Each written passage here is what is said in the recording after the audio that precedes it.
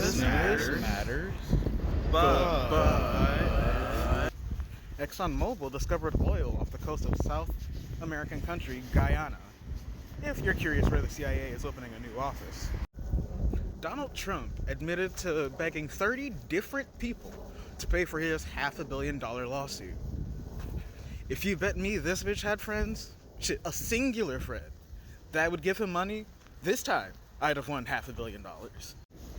The EPA announced a complete asbestos ban today in a confusing move that's called, "Is that why my landlord's been getting away with it?"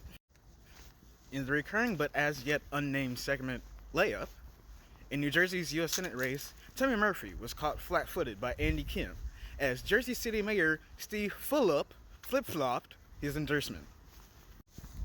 Joe Biden issued an executive order with $200 million to help reproductive health. Listen, unless that's going to Clarence Thomas, it's a waste of time.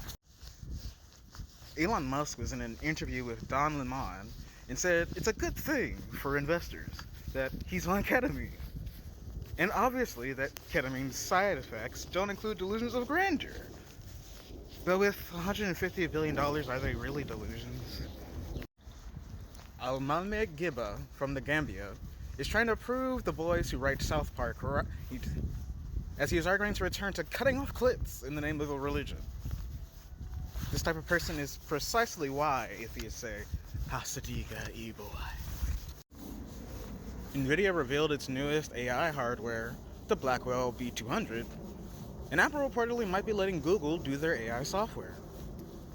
Those stories again, the bubble continues to get bigger. Barack Obama was in London today having a tea party with Prime Minister, for now, Rishi Sunak.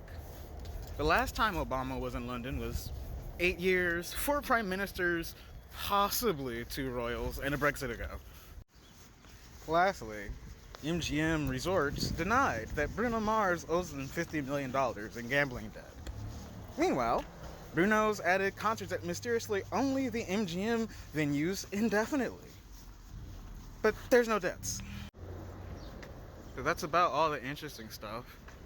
You get though? But in Germany, a country that may remind you is smaller than California, they were planning to put a microchip factory about 100 miles from Berlin, but the 6,000-year-old burial ground underneath the location has a different spot in mind. Dove soap maker Unilever announced it would no longer be the parent company to its ice cream business, making Ben & Jerry orphans. Subway announced it's switching out all Coke drinks, including Sprite, for Pepsi drinks, in a move historians will call the start of the Second Great Cola War. The Pope has a memoir, and in it he recalls in his early years that a woman dazzled him so much that it became difficult to pray. So, therefore, from the waist down, the pontiff is like a tripod. Researchers found that Taylor's concert in July at SoFi Stadium caused earthquake-like tremors. Shake It Off being the biggest individual culprit, obviously. In the recurring bit, Swifties Scare Me. Bolivia announced they made their second largest coke bust, just weeks after their largest coke bust, which was, and this is true, a whopping 9 tons. New Balance partnered with LA Dodgers Shohei Ohtani to create a new logo that, combined with his $700 million contract, even gives Jordan a run for his money. A new piece by Banksy dropped in London, reframing a severely pruned tree as if it was resurrected. Ideally, whatever rich guy that owns the land the tree grows out of won't sell it for profit, but also the Sotheby's auction house is right there. Argentina is relying more on Bitcoin in hopes of stabilizing their economy instead of the famously unstable dollar that isn't backed by an infinite war machine. Lastly, Jake Gyllenhaal was one armchair expert and said he got into a fight with Conor McGregor and sliced his hand open for a movie. That's about all the interesting stuff. You get though? Biden administration's running a full-on blitz today, as there are 2 secretaries and an administrator testifying before Congress. A secretary is in the Ozarks in Arkansas for a $4 million restoration of War Eagle Creek. Kamala's with Cory Booker schmoozing at some dinner, and Biden himself was in Dallas and Phoenix today, ruining a project that's worth, God willing, 30,000 jobs. And yet, somehow, jacked up Joe will fumble the ball in the next play, probably the next day. Also in Congress was South Dakota Governor and potential Trump VP pick Kristi Noem, doing the China bad stick, which, especially in this current climate, is a great electoral strategy. After letting her go forward with her trial against Trump in Atlanta, Judge McAfee has stopped Fani Willis again, this time literally only because Trump's lawyers asked for it. Republicans were trying to go after Hunter Biden in a hearing today, but instead had a soap opera, with congressmen asking for permission to insult witnesses, ex-con snitching on a different congressperson in the room as being part of his crimes, and a congressman from Florida wearing a Vladimir Putin mask. So, honestly, pretty standard stuff. Bob Menendez, the Egyptian gold bars guy, now to decide if he'll run for re-election by Monday. Must have been some fool's gold. A delivery driver who bit off a customer's thumb pled guilty. Yeah, no shit. The witness is missing a thumb.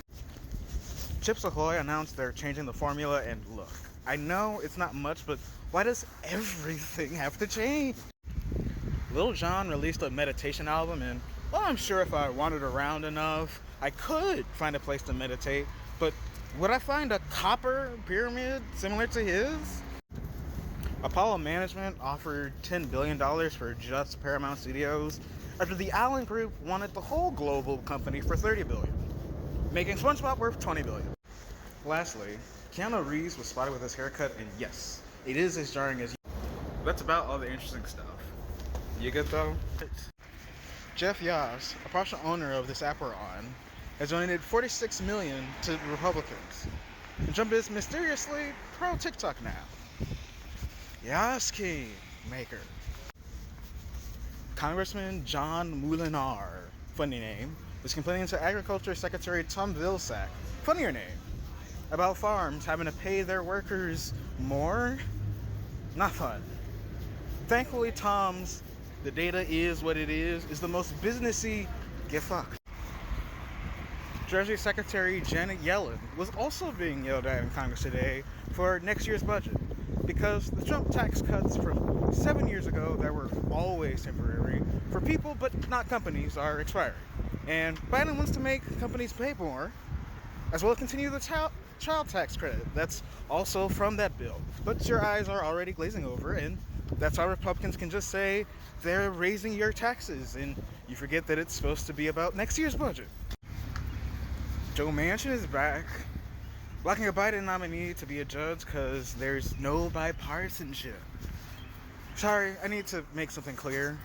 Joe Biden's budget for next year includes funding to cover a $3 trillion hole, which sadly nobody wants to bring up is because Joe, not a yacht, houseboat, Manchin, tanked the $3 trillion bill for a bill that's not even $1 trillion, but the Inflation Reduction Act, co-sponsored by Joe Manchin, is for the legacy, of course, not the people.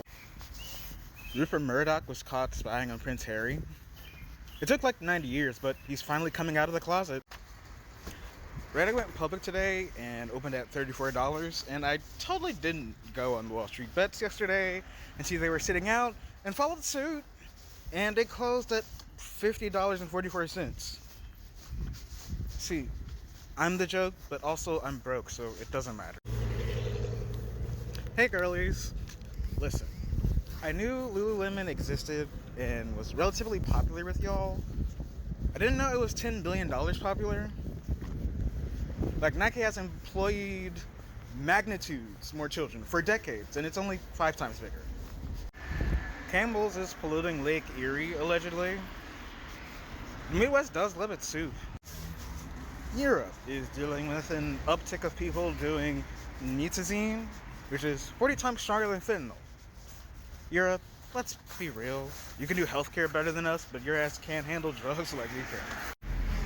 Lastly, Charlemagne the God challenged Candace Owens' black card when he brought her on to the Breakfast Club and had her do the Fresh Prince rap and his own. That's about all the interesting stuff. You get though? The government most likely isn't shutting down, with Congress finally passing the $1.2 trillion bill today. This comes after kicking the can down the road 5 other times in September, including as recent as 2 weeks ago. Yes, it was for the academic year that's almost over. What of it?